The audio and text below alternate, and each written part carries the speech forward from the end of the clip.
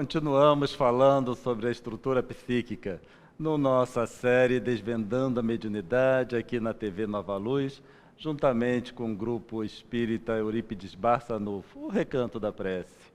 E continuando falando sobre a estrutura psíquica, antes nós vamos fazer um pequeno resumo de como é essa estrutura, para lembrarmos e darmos continuidade sobre o tópico. Então nós vemos que, nos outros estudos, nós vemos que a nossa estrutura psíquica ela é composta de partes, no caso consciente, inconsciente pessoal e inconsciente coletivo, sendo que cada uma dessas partes possuem ou apresentam conteúdos. No inconsciente pessoal nós temos os complexos, no inconsciente coletivo nós temos os arquétipos e no próprio consciente o ego, que é o sujeito, o responsável pelas nossas decisões, significando que é esse complexo funcional que processa a informação para que as decisões possam ser tomadas. E lembrando também o que Jung apresentou no livro A Natureza da Psique, onde ele fala algumas coisas bastante interessantes com relação a essa estrutura, mais especificamente sobre o fluxo de informação entre essas diferentes regiões. E esse fluxo de informação, obviamente, ele ocorre através desses conteúdos por si, saindo de uma região, entrando na outra e com suas interligações. Então ele diz o seguinte, que um complexo que esteja ligado ao ego pode se tornar inconsciente. E esse processo ele ocorre através de vários processos. Sendo que, quando este processo ocorre, o indivíduo tem uma sensação de perda, porque algo estava ligado ao ego, um complexo. Quando esse complexo se desliga e ele volta para o inconsciente pessoal, ou ele penetra nas camadas mais profundas da psique, então a pessoa sente uma sensação de perda, e começa a sentir falta de alguma coisa, e muitas vezes vem aquela sensação de vazio e não se sabe explicar exatamente por quê. Agora, quando esse complexo que se desligou do ego, ele retorna, ele religa novamente com esse ego, e isso pode ocorrer através das terapias ou através de um outro processo qualquer, essa pessoa, esse indivíduo, ele tem uma sensação de aumento de força. Então é como se algo estivesse faltando e quando esse algo é preenchido, então ele tem uma sensação de força, ele tem uma sensação de satisfação. Agora, uma outra situação é quando os arquétipos, que são os conteúdos do inconsciente coletivo ou inconsciente transpessoal, quando a gente vai usar mais a conceituação de Joana de Ângeles, se liga ao ego. Então, isso pode acontecer. Então, conteúdos das camadas mais profundas desse inconsciente, que é o inconsciente coletivo, por processos qualquer, ele se liga ao ego. E aí as consequências podem ser diferentes ou são diferentes. E ele vai sentir que o conteúdo, sente ele como algo de estranho. Ele tem uma sensação de que algo estranho está acontecendo. O consciente sofre profundamente sua influência, seja sentindo como qualquer coisa de patológico, seja alienando-se da vida normal. Essa associação sempre produz um estado de alienação.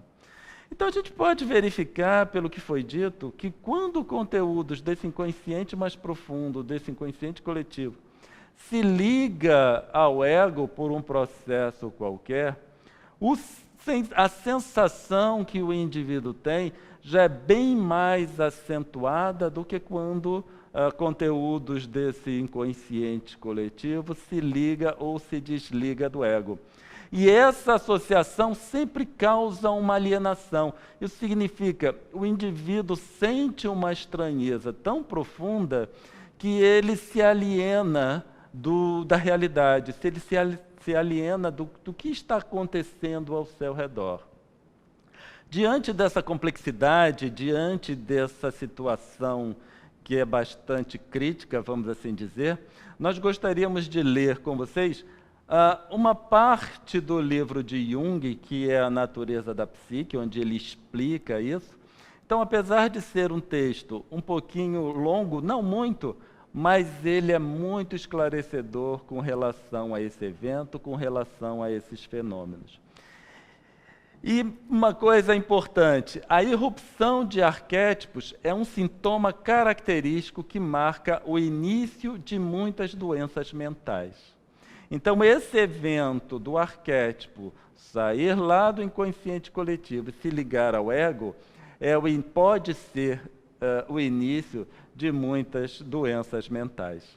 Mas, como dissemos, antes propriamente de nós entrarmos nesse pequeno texto, nessa pequena explicação que Jung nos deu a esse respeito, nós gostaríamos, antes de lembrar algo que nós já falamos em outro estudo, também relacionado com algumas palavras de Jung, mas que vai ser muito esclarecedor e precisamos dessa informação para compreender um pouco mais o que Jung quis falar no texto que nós vamos ler. Então, lembrando as palavras de Jung, após haver recolhido experiências psicológicas de muitas pessoas e de muitos países durante meio século, já não me sinto tão seguro como no ano de 1919, quando escrevi esta afirmação. Esta afirmação que Jung está se referindo são os fenômenos parapsicológicos, onde, como nós apresentamos em outra aula, ele aborda a questão parapsicológica como sendo uma abordagem especificamente psicológica. Mas aí ele vem depois complementar que ele já, após haver analisado mais profundamente, ele já não se sente mais tão confortável em dizer que apenas uma abordagem psicológica seria válido para essa questão. E ele diz: muitas vezes não me acanho de confessar que duvido de que uma abordagem e análise exclusivamente psicológicas façam justiça aos fenômenos em questão. Então, esses fenômenos são os fenômenos parapsicológicos ou paranormais.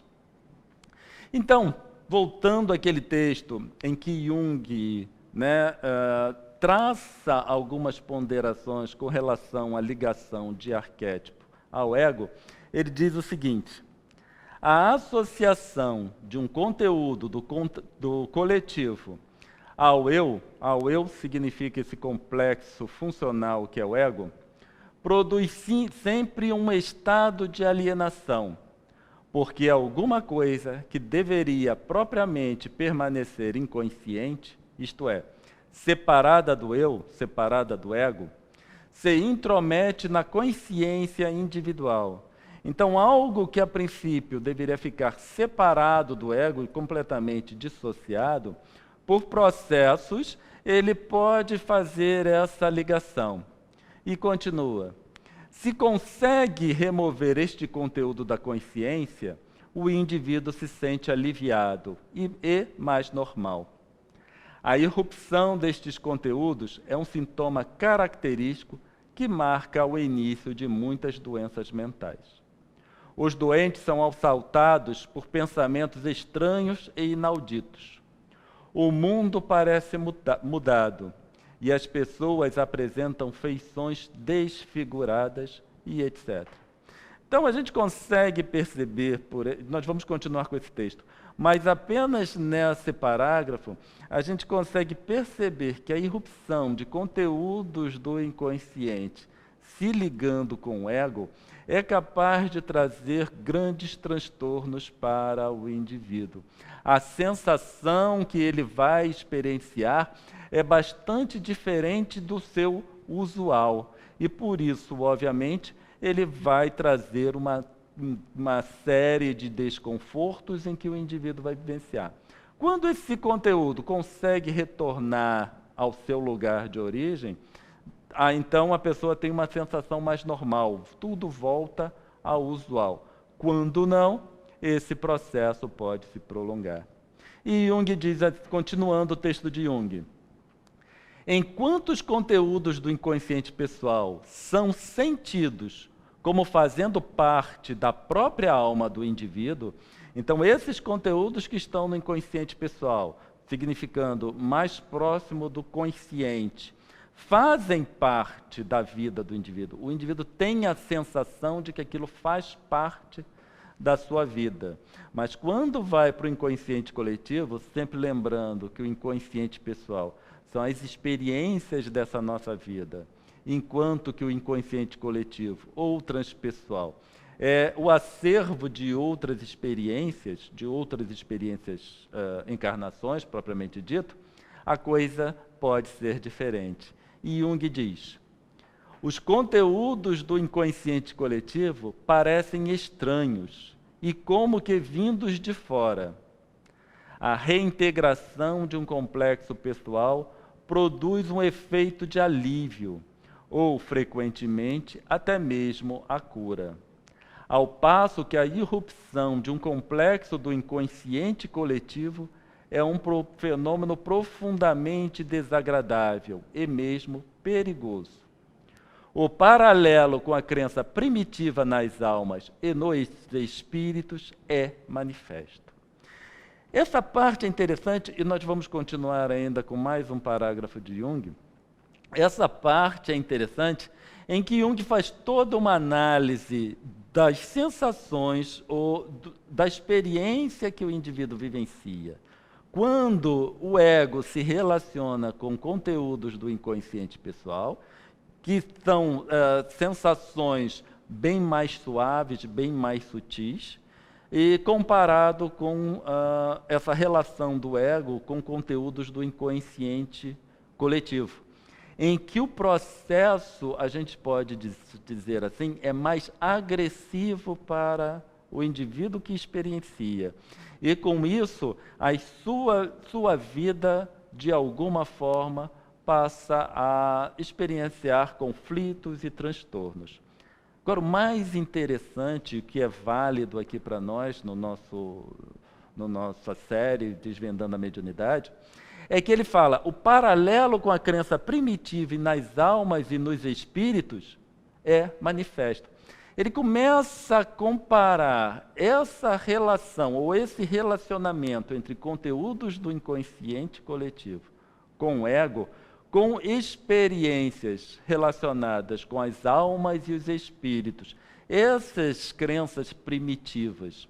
Então, experiências de relação de ego com o inconsciente coletivo, Jung começa a comparar com experiências e vivências que normalmente se acredita a almas e espíritos. E Jung, continuando o parágrafo seguinte, as almas dos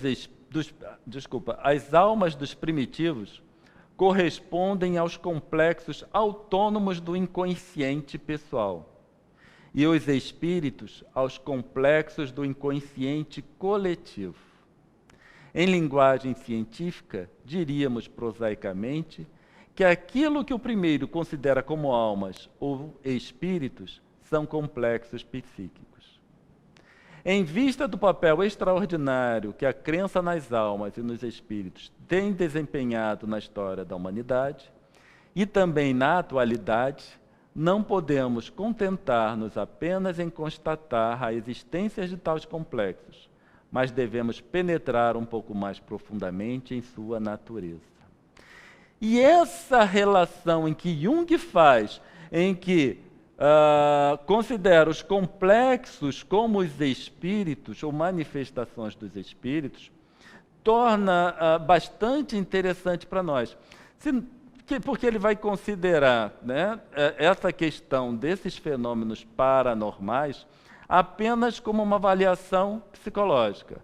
E lembrando o slide que nós lemos anteriormente, em que um pouco mais à frente, Jung já diz que não se sente mais tão confortável em dizer que apenas uma avaliação psicológica é válido para esses fenômenos paranormais, nós temos aqui um importante material de trabalho em que começamos a correlacionar relacionamento entre conteúdos provenientes do inconsciente do indivíduo com o ego, podendo ser tanto questões patológicas como os processos de mediunidade. E é baseado nessa premissa que nós vamos conduzir o nosso estudo daqui para frente.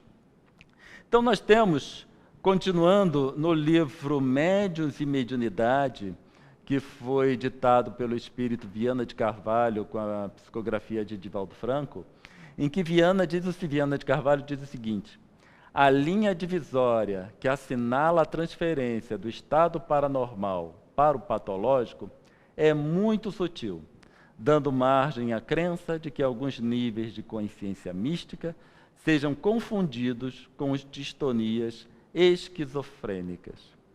Então,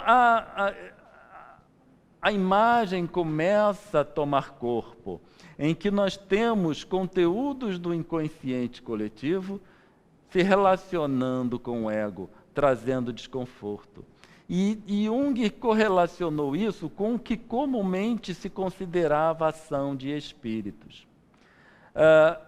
Viana de Carvalho, ele já vem mostrar que a linha que divide o estado patológico do estado paranormal é uma leve linha, ou uma linha muito tênue.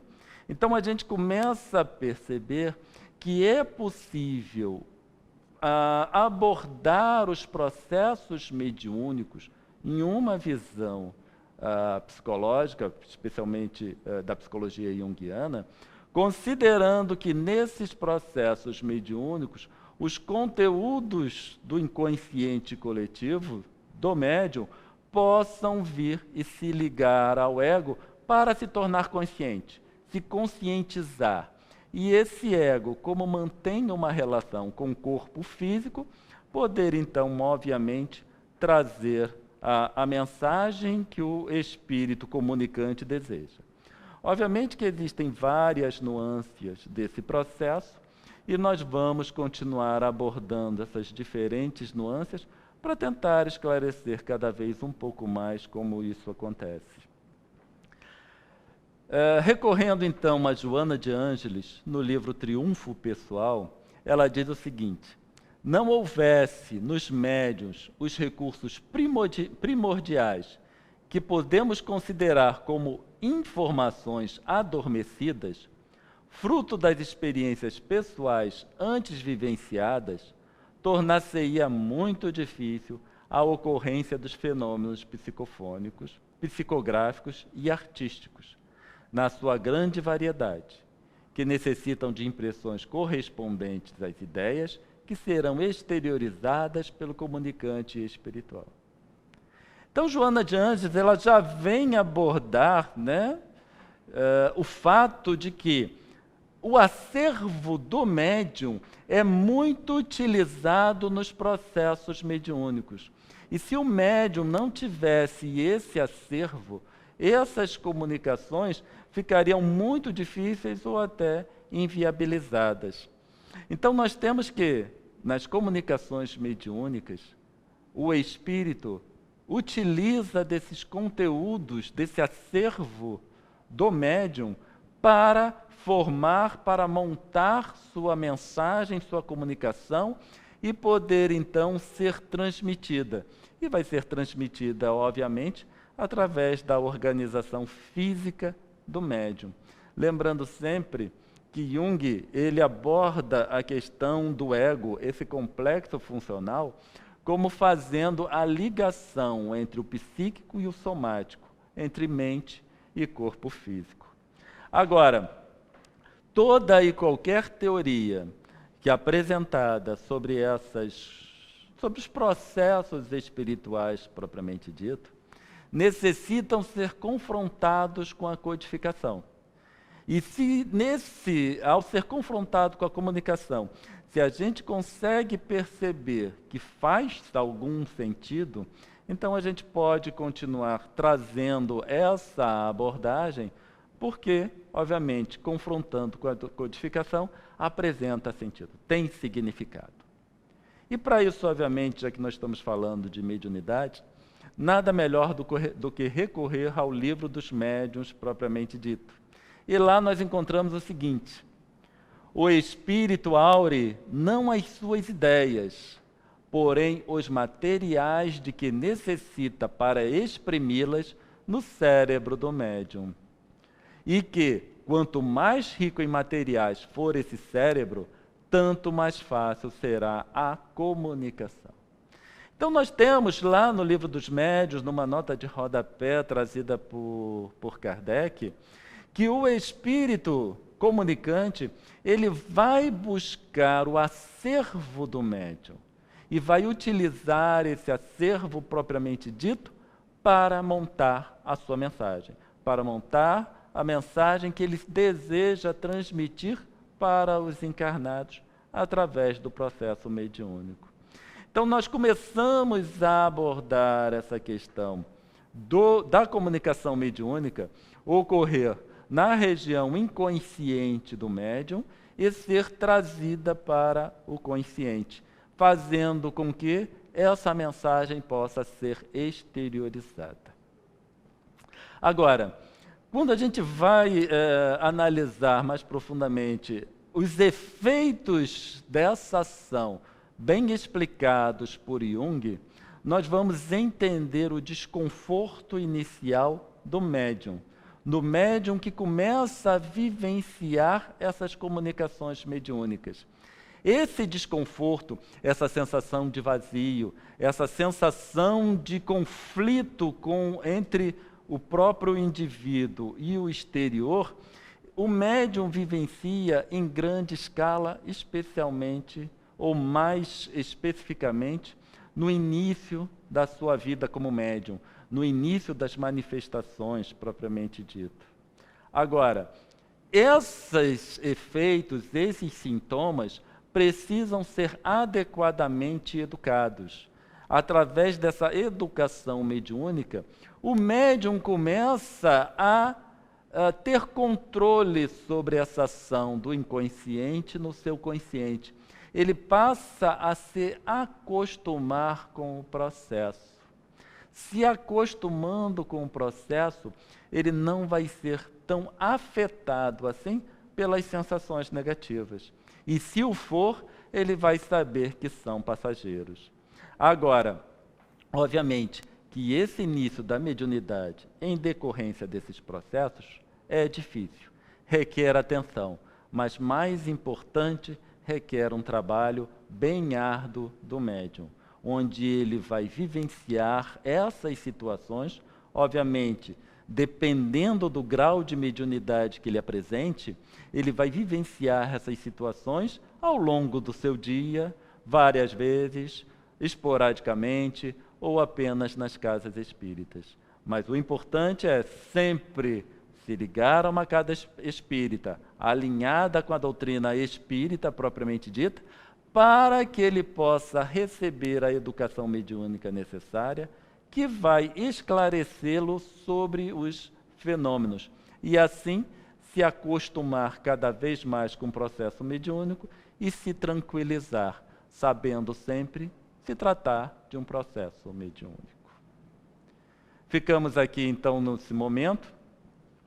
No próximo estudo, nós vamos continuar abordando essa questão sobre os efeitos do inconsciente coletivo no consciente do médium, e vamos também abordar um pouco como as casas espíritas precisariam tratar essas questões. E assim terminamos o nosso estudo de hoje, e muita paz para todos. E até a próxima.